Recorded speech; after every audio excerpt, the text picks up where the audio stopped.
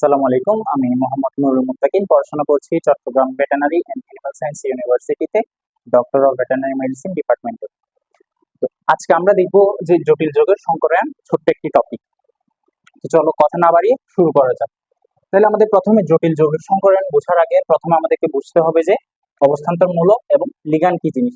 তাহলে অবস্থান্তর মৌল কি? অবস্থান্তর মৌল হচ্ছে যেসব ডি ব্লকভুক্ত মৌল। প্রথমে হতে হবে ডি ব্লকভুক্ত মৌল। যেসব ডি ব্লকভুক্ত মৌলের ক্যাটায়নের মধ্যে, যেসব ডি ব্লকভুক্ত মৌলের ক্যাটায়নের মধ্যে ডি অরবিটালে ইলেকট্রন 1 থেকে 9, ডি ব্লকভুক্ত মৌলের ক্যাটায়নের মধ্যে ডি অরবিটালে ইলেকট্রন নাম্বার যদি 1 থেকে 9 থাকে, তাহলে তাকে আমরা অবস্থান্তর মৌল বলবো। আর লিগ্যান্ড জিনিসটা কি? লিগ্যান্ড হচ্ছে যারা ইলেকট্রন অথবা লোন পেয়ার ত্যাগের মাধ্যমে সন্নিবেশ বন্ধন গঠন করে থাকে। তাহলে লিগ্যান্ড কি জিনিস? যারা হচ্ছে ইলেকট্রন দান করবে অথবা হচ্ছে লোন পেয়ার দান করবে, তারাই হচ্ছে লিগ্যান্ড। যেমন হচ্ছে এখানে কিছু লিগ্যান্ড দেওয়া আছে, যেমন হচ্ছে অ্যামোনিয়া একটা লিগ্যান্ড। অ্যামোনিয়া হচ্ছে একটি লোন পেয়ার থাকে। পানি একটি লিগ্যান্ড, পানির সেন্ট্রাল অ্যাটম অক্সিজেন অণু 2টি লোন পেয়ার থাকে। আবার এখানে সায়ানাইড আয়ন, সায়ানাইড যেহেতু নেগেটিভ, তার মানে এটি কি করবে? ইলেকট্রন ছেড়ে দিবে। সেম ভাবে carbon monoxide, chloride ion, hydroxyl ion, EDTA, তার মানে এগুলো সবগুলো হচ্ছে কি লিগ্যান্ড, যারা কি করবে? ইলেকট্রন অথবা লোন পেয়ার ত্যাগের মাধ্যমে সন্নিবেশ সমযোজী বন্ধন গঠন করবে। তাহলে চলো কোন একটা যৌগের সংকরায়ন বের করার আগে আমরা একটা জটিল যৌগ থেকে কি কি ইনফরমেশন পেতে পারি সেটা একটু দেখি। তাহলে এখানে একটা যৌগ দেয়া আছে, তাহলে এই যৌগের মধ্যে কি কি ইনফরমেশন আমরা বের করতে পারি সেটা একটু দেখি। চলো এখানে প্রথমে আসো কেন্দ্রীয় পরমাণু। তাহলে এখানে কেন্দ্রীয় পরমাণুকে, এই যৌগের মধ্যে কেন্দ্রীয় পরমাণু হচ্ছে আমাদের আয়রন। এখন লিগ্যান্ডকে, লিগ্যান্ড হচ্ছে কেন্দ্রীয় পরমাণুর সাথে যারা সন্নিবেশ বন্ধন গঠনের মাধ্যমে যুক্ত থাকে, তারাই হচ্ছে লিগ্যান্ড। তাহলে এখানে লিগ্যান্ড কে দেখতে পাচ্ছি, লিগ্যান্ড হচ্ছে এখানে সায়ানাইড। এখন সন্নিবেশ সংখ্যা, সন্নিবেশ সংখ্যা জিনিসটা কি? সন্নিবেশ সংখ্যা হচ্ছে কেন্দ্রীয় পরমাণুর সাথে কতটি লিগ্যান্ড যুক্ত রয়েছে। সহজ করে যদি বলি, কেন্দ্রীয় পরমাণুর সাথে কতটি লিগ্যান্ড যুক্ত রয়েছে তার সংখ্যাই হচ্ছে সন্নিবেশ সংখ্যা। তাহলে এখানে সন্নিবেশ সংখ্যা দাঁড়াবে 6। আর জারণ মান বলতে বোঝাচ্ছে কি? জারণ মান হচ্ছে কেন্দ্রীয় পরমাণুর জারণ মান। তাহলে চলো আমরা কেন্দ্রীয় পরমাণু আয়রনের জারণ মানটা বের করে ফেলি। তাহলে পটাশিয়াম 4টা আছে, তাহলে +4 হবে। আর সায়ানাইড, যেহেতু সায়ানাইডের জারণ মান -1, তাহলে -1 × 6 = -6। তাহলে এখানে সায়ানাইডের জারণ মান কত? সায়ানাইড যেহেতু -1, তাহলে 6টা আছে, তাহলে -6।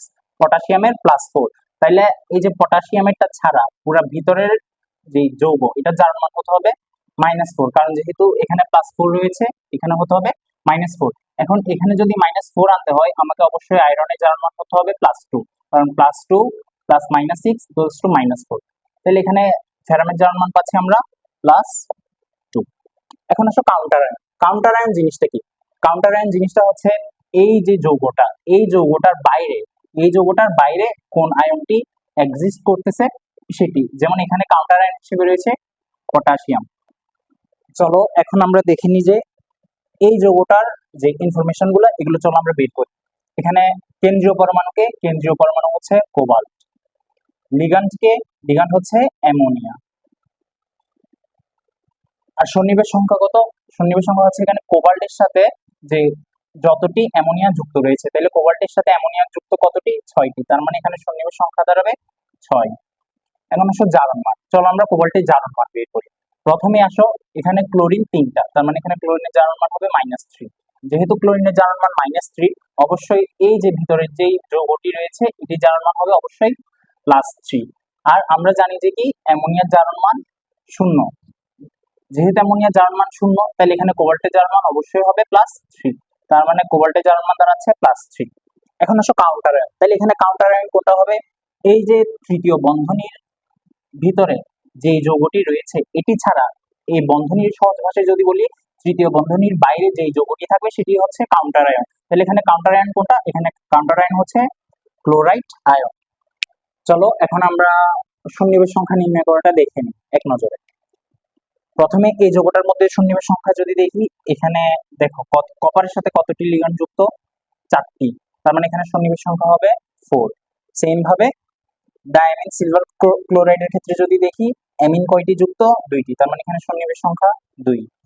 কোবাল্টের ক্ষেত্রে যদি দেখি, এখানে যেহেতু 3টি অ্যামোনিয়া যুক্ত, তার মানে এখানে সন্নিবেশ সংখ্যা 3। একইভাবে এখানে যেহেতু 6টি সায়ানাইড, সন্নিবেশ সংখ্যা 6। আর এখানে যেহেতু পানির অণু 3টি, তার মানে এখানে সন্নিবেশ সংখ্যা হবে 3।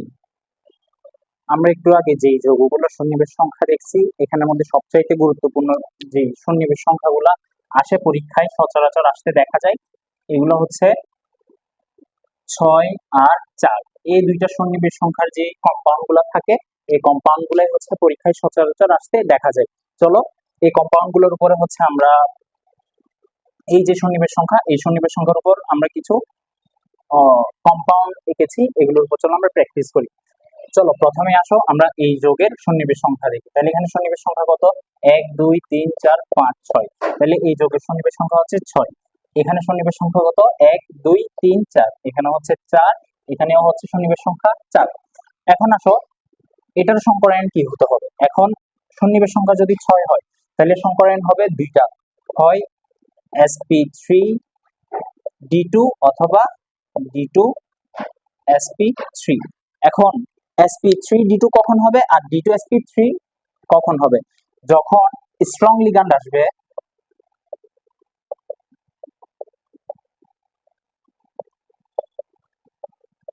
যখন স্ট্রং লিগ্যান্ড আসবে তখন সন্নিবেশ সংখ্যা যদি 6 হয়, সংকরায়ন হবে d2sp3। এখন স্ট্রং লিগ্যান্ড কি কি আছে?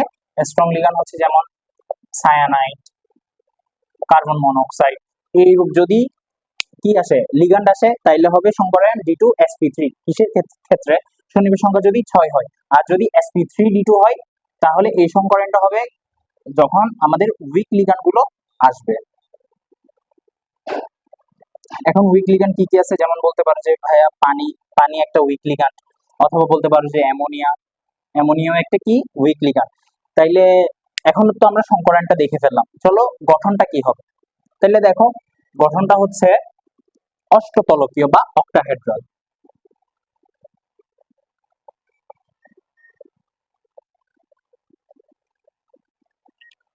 তাহলে এর গঠনটা হচ্ছে আমরা দেখলাম যে অষ্টতলকীয়। সংকরায়ন পাইলাম sp3d2 অথবা হচ্ছে d2sp3, আর গঠনের ক্ষেত্রে পেলাম হচ্ছে অষ্টতলকীয়। এখন চলে আসো, যদি সন্নিবেশ নাম্বার যদি 4 হয়, সন্নিবেশ সংখ্যা যদি 4 হয়, তাহলে সংকরায়ন হবে sp3। আর sp3 এর ক্ষেত্রে যেটা স্বাভাবিক সংকরায়ন, এই ক্ষেত্রে গঠনটা হবে হচ্ছে চতুস্তলকীয়।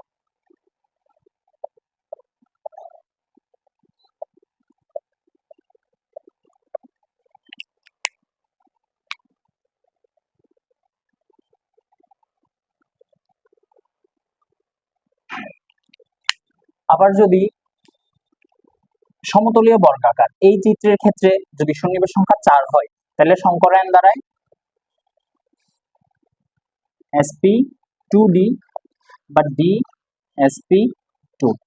আর এর ক্ষেত্রে গঠন হবে হচ্ছে সমতলীয় বর্গাকার।